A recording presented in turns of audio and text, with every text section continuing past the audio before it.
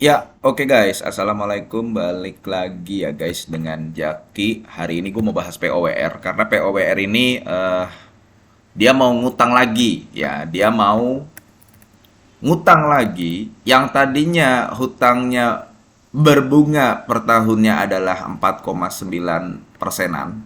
4,9-an lah. Nggak sampai 5%. Jadi rendah banget bunganya.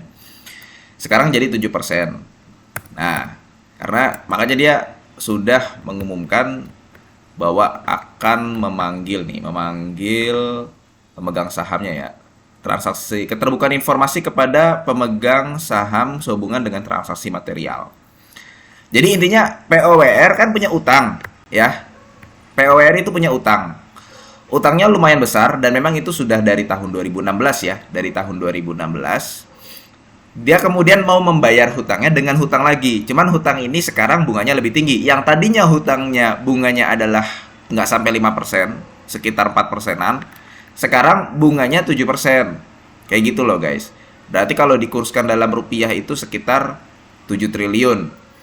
Jadi dia mau bayar hutang dengan hutang, tapi dengan bunga yang lebih tinggi. Gampangnya begitu. Sebenarnya POWR ini bisnisnya bagus guys. Kenapa gua katakan bagus ya? POWR ini bisnisnya adalah jualan energi. Apa? Listrik. Jadi kalau di saat ini ya, di tengah adanya informasi-informasi dan data menunjukkan adanya pelemahan daya jual beli masyarakat, daya beli terutama ya, daya beli masyarakat, POWR itu anteng-anteng aja. Pemegang sahamnya anteng, sahamnya juga nggak kemana-mana, stabil aja. Ya kalau misalkan mau bagi dividen biasanya naik ya. Kenapa? Ya karena jual energi. Jualan energi itu enak guys. Nggak terlalu pusing dengan yang namanya eh, pelemahan daya beli masyarakat. Memang kalau misalkan daya beli masyarakat, imbasnya nanti ke semua, tetap akan semua merasakan gitu, termasuk POWR juga. Cuman imbasnya nggak secara langsung. Biasanya saham-saham yang dipukul atau yang kena isu-isu negatif dengan penurunan daya beli masyarakat itu apa? Retail, jualan mobil, jualan rumah, jualan motor, dan sebagainya. Tapi kalau energi, batu bara, listrik, gas, gitu ya, geothermal, nggak terlalu ngaruh. Karena apa? Yang dijual energi. Itu guys, itu yang maksud kenapa gue menyimpulkan enak loh megang saham kayak POWR kayak gitu. Nah sekarang kan pertanyaannya, dengan adanya dia ngutang lagi untuk membayar hutang dengan bunga yang lebih tinggi, paham ya maksud gue ya guys ya? Dengan adanya kondisi di mana dia berencana ngutang lagi untuk membayar hutang, di mana hutangnya yang sekarang bunganya lebih tinggi, bagaimana prospek kedepannya? Sebenarnya prospek kedepannya nggak terlalu rumit guys. Kita nggak perlu lihat jauh-jauh ya. Memang tetap kita harus memperhatikan hal-hal tersebut. Kan POWR ini pendapatannya stabil. Ya, pendapatannya stabil itu ada di angka 500 jutaan US dollar. Ya, pendapatan neto. 500. Sekarang di tahun 2024 dia udah dapat 268. Bisa lebih tinggi nggak pendapatannya? Bisa iya, bisa enggak. Nah, berarti jadi kita udah tahu kondisinya POWR ini perusahaan yang pendapatannya cukup stabil. Bahkan ketika pandemi pun ngedrop ya, tapi nggak terlalu parah. Cuman di angka 465. Berarti POWR dengan pendapatan yang stabil tersebut, dia perlu meningkatkan net profit marginnya. Coba lihat. Waktu net profit marginnya ada di angka 20%, 20%, dia bisa sampai laba bersih di angka 90 juta US dollar atau di angka 100 juta US dollar nih waktu di tahun 2017. Nah, kalau kita lihat net profit marginnya itu sekarang ada di angka 20 nah 20-an, masih di angka 20-an. Kedepannya bagaimana? Bisa naik, bisa turun. Tapi POWR ini memang kan dia mengelola kawasan industri yang ada di Jababeka, MM2100 ya. Kemudian Hyundai Inti Development, Lipo Cikarang.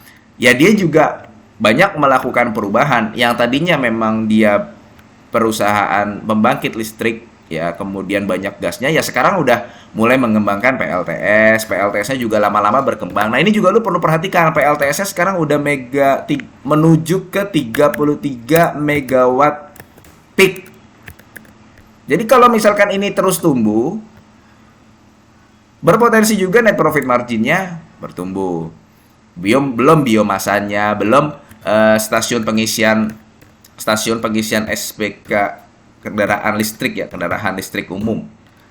Stasiun SPKLU.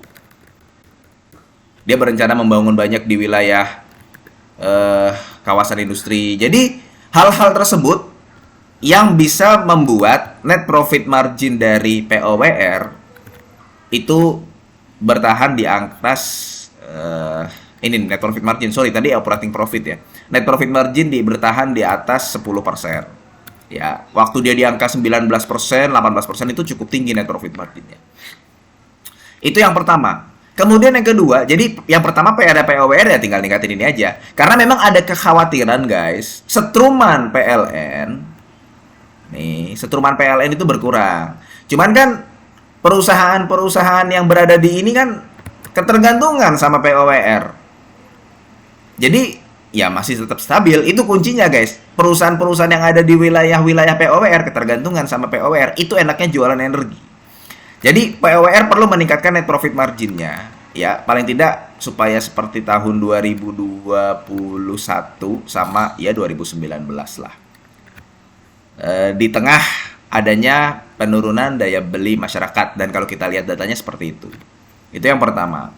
Dan POWR nggak diem aja ya, dia sudah banyak melakukan. Yang kedua, gampangnya bagaimana, apakah ini masih layak dikoleksi atau tidak? Gampangnya begini guys, kalau misalkan dia kan gini, ketika dia ngutang dengan bunga yang lebih besar, maka beban bunganya itu berpotensi menjadi lebih besar. Kalau beban bunganya berpotensi menjadi lebih besar, maka laba bersihnya juga berpotensi makin menipis. Ya kan, ada potensi di sini net profit marginnya berkurang nih.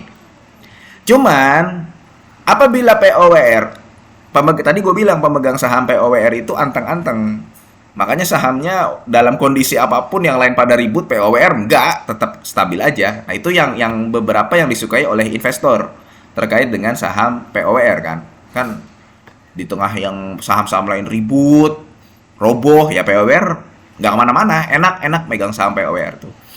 Nah, sekarang bagaimana? Ya kalau gue gampang gini aja guys, kan dia memiliki bunga 7% dari hutang yang akan dia lakukan.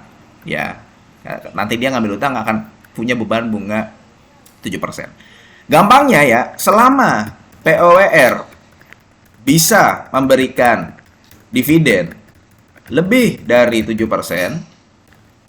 per tahun, ya ini interim dan final,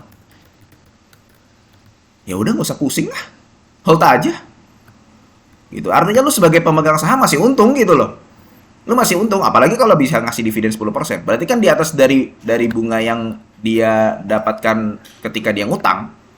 Selama dia bisa memberikan dividen lebih dari 7%, itu ya yang kedua ya, poin kedua. Ya udah, bagaimana cara bisa memberikan dividen lebih dari 10%? Ya, kita ikuti aja perkembangannya. Karena POWR ini juga, ya itu yang tadi gue bilang, dia nggak diem aja. Kelihatannya dia juga mau meningkatkan net profit margin ya, walaupun sekarang kita lihat lagi turun. Kayak gitu guys. Dan setruman PLN-nya lagi turun. Cuman kuncinya di situ. Di poin kedua itu, selama POWR bisa memberikan dividen lebih dari 7%, baik interim dan final kalau digabungkan dalam setahun, apalagi bisa 10%, ya udahlah, nggak perlu pusing mikirin yang kayak begitu-begitu. Apalagi yang hutang, oh ini hutangnya gimana, ini nggak usah. Yang penting kuncinya di sini.